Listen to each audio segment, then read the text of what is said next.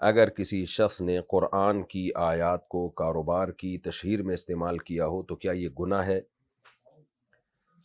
دیکھیں، قرآن کی آیات کو تشہیر میں کیسے استعمال کیا جب تک وہ مجھے بتائیں گے نہیں. مثال کے طور پر کوئی شہد جو ہے بیچنا چاہتا ہے اور اس پہ قرآن کی آیت اس نے بیان کر دی کہ اللہ نے شہد میں شفا رکھی ہے، تو اس میں کوئی حرج نہیں ہے. تو باقی کس طرح سے استعمال کر رہا ہے، جب تک میرے سامنے وہ استعمال کی ہوئی صورت سامنے نہیں آئے گی تو میں اس کے بارے میں فتویٰ نہیں دے سکتا. کیا بچوں کو دودھ پلانے والی عورت روزہ چھوڑ سکتی ہے؟ نہیں، روزہ چھوڑنے کا تعلق اس سے نہیں ہے کہ دودھ پلا رہی ہے یا پریگننٹ ہے. روزہ چھوڑنے کا تعلق اس سے ہے کہ روزہ رکھنے کی صورت میں بیمار ہونے کا اگر خطرہ ہے، غالب گمان ہے، صرف وسوسہ نہ ہو، غالب گمان ہو، تو پھر روزہ چھوڑا جا سکتا ہے، چاہے پریگننٹ ہو یا نہیں ہو، دودھ پلا رہی ہو یا نہیں پلا رہی ہو. تو اب اگر کوئی عورت دودھ پلاتی ہے بچے کو اور اتنی کمزوری ہو جاتی ہے کہ چکر آنے لگتے ہیں، تو یہ چکر آنا یا اتنی زیادہ ویکنیس ہو جانا کہ بے ہوشی کا خطرہ ہو جائے یا چکر آنے لگیں، تو یہ بیماری ہے. تو ایسی کنڈیشن میں اس کے لیے روزہ چھوڑنا جائز ہے. لیکن سب عورتوں کے ساتھ ایسا نہیں ہوتا. بہت سی خواتین جب افطاری کا ٹائم ہوتا ہے اس سے لے کے سحری تک خوب کھا لیتی ہیں وہ، اور پھر سارا دن بچے کو دودھ پلاتی ہیں. تو تھوڑی بہت کمزوری تو ظاہر ہے، وہ تو روزے کا حصہ ہے، اور فیڈ کرانے والی خواتین کو تھوڑی اور زیادہ ہوتی ہے. لیکن بہت سی خواتین ہیں وہ فیڈ بھی کراتی ہیں، روزے بھی رکھتی ہیں، پورے روزے، گرمیوں کے روزے مکمل کر لیتی ہیں وہ. بہرحال یہ ہر شخص کی صحت پر ہے، ہر عورت کی صحت پر ہے. اگر کسی عورت کو دودھ پلانے سے چکر آ رہے ہیں، یا بعض دفعہ روزہ رکھنے سے دودھ پلائے گی، اگر وہ روزہ رکھنے کے بعد دودھ پلائے گی تو چکر آنا شروع ہو جاتے ہیں، تو روزہ چھوڑ سکتی ہے.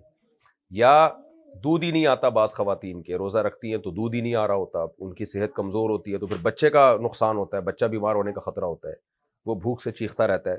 پھر ایسی کنڈیشن میں بھی ان کے لیے روزہ چھوڑنا جائز ہے. نارملی پریگنینسی میں بھی روزہ نہیں چھوڑ سکتی، اور فیڈ کرانے والی عورت بھی روزہ نہیں چھوڑ سکتی. اصل مسئلہ یہی ہے، اس کنڈیشن میں چھوڑ سکتی ہے جو میں نے بیان کیا.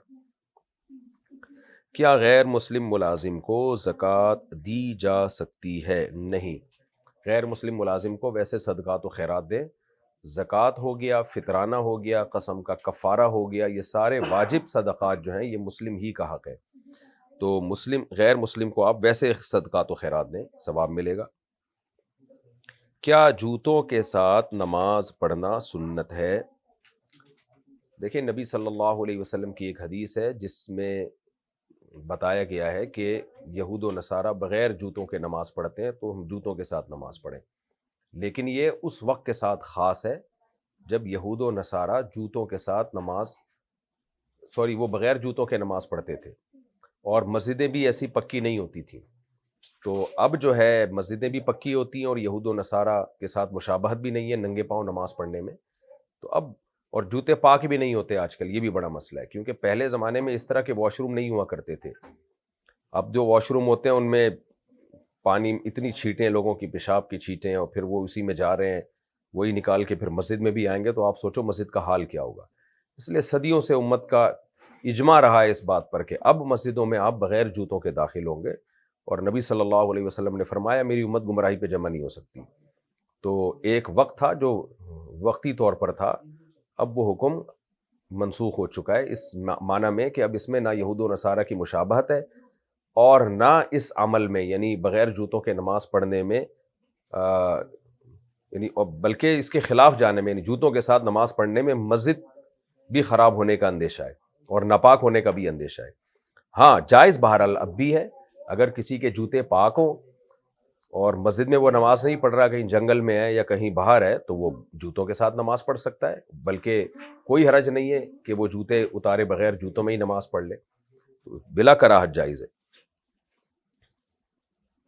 کیا نابالغ بچے کی نماز جنازہ فرض کفایہ؟ جی ہاں، جیسے بالغ آدمی کی نماز جنازہ فرض کفایہ ہے، نابالغ بچے کی بھی فرض کفایہ ہے. اگر کوئی شخص باپ کا جنازہ نہ پڑھ سکے تو کیا اس پر گناہ ہے؟ اگر وہ کہیں دور تھا، سفر میں تھا، جس کی وجہ سے جنازے پہ نہیں پہنچ سکا، تو کوئی گناہ نہیں ہے، وہیں سے دعائے مغفرت کرے. بلکہ اس کے انتظار میں جنازے کو رکھنا یہ بھی ٹھیک عمل نہیں ہے، جائز عمل نہیں ہے. ہاں، اگر وہاں موجود ہے اور پھر باپ کے جنازے میں شریک نہیں ہو رہا، تو کیوں نہیں گناہگار ہوگا بھائی؟ تیرا باپ مر گیا اور تو بیٹھا ہوا ہے جو ہے وہ تو باپ کے حقوق میں یہ بات داخل ہے کہ اس کا جنازہ پڑھا جائے، بلکہ پڑھایا جائے. اولاد کو چاہیے وہ تو خود پڑھائے جنازہ، مسجد کے امام سے اجازت لے لے. ہاں اجازت نہ دے امام تو پھر امام کا حق جو ہے، مفتی رشید احمد صاحب رحمہ اللہ تعالیٰ کی یہی تحقیق ہے کہ مسجد کے امام کا حق جنازے میں بھی زیادہ ہے. اس میں یہ جو ہے نا ولی کی اجازت کے بغیر امام نہیں پڑھا سکتا، اس میں کچھ تفصیل ہے، اصل فتاوی میں اس کی ڈیٹیل آپ کو مل جائے گی.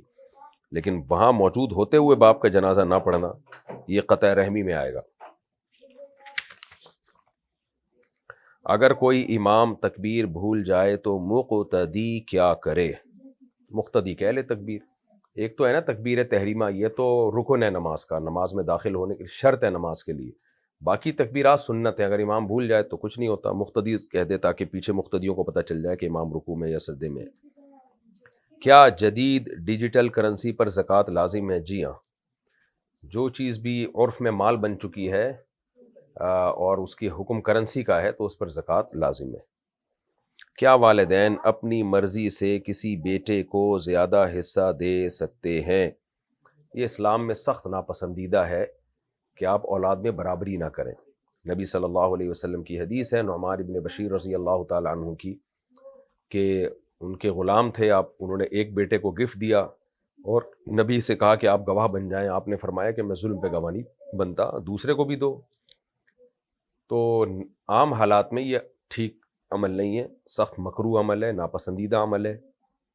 البتہ کسی بیٹے کو ضرورت زیادہ ہو یا خدمت اس نے زیادہ کی ہے یا دوسرے شراب کباب میں لگ گئے ہیں اور یہ نیک پرہیزگار ہے تو پھر اس بیس پہ زیادہ بھی دیا جا سکتا ہے. آپ کا مال ہے، آپ دے سکتے ہیں. اگر عورت کو شوہر سے جسمانی نقصان ہو تو کیا وہ خلا لے سکتی ہے؟ جسمانی نقصان کس نوعیت کا ہو؟ بہرحال واقعی باڈی کو کوئی نقصان ہو رہا ہے تو پھر خلا لے سکتی ہے، جائز ہے اس کے لیے، مگر خلا ایگریمنٹ ہے، شوہر کی مرضی کے بغیر ہوگا نہیں. یعنی نارمل حالات میں تو شریعت نے عورت کو اجازت نہیں دی ہے کہ شوہر سے ڈیورس کا مطالبہ کرے، لیکن کچھ آزار ایسے ہیں جس میں عورت کے لیے جائز ہے کہ وہ شوہر سے علیحدگی کا مطالبہ کرے. تو ان میں یہ بھی ہے کہ شوہر سے جو ہے وہ کوئی واقعی جسمانی تکلیف پہنچ رہی ہو، لیکن وہ جسمانی تکلیف خود سے فیصلہ نہ کریں. اب جسمانی تکلیف تو ایک مبہم سا لفظ ہے نا، بعض دفعہ اتنی نازک مزاج عورتیں بھی ہوتی ہیں، شوہر نے تھوڑا سا اونچی آواز سے بات کر دی تو کہتی ہیں میں ڈپریشن میں چلی گئی ہوں.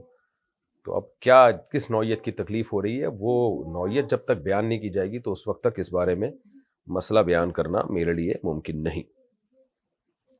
کیا غیر مسلم ملک میں سودی اکاؤنٹ رکھنا جائز ہے؟ نہیں جناب، سود حرام ہے، چاہے مسلم ملک ہو غیر مسلم ملک ہو.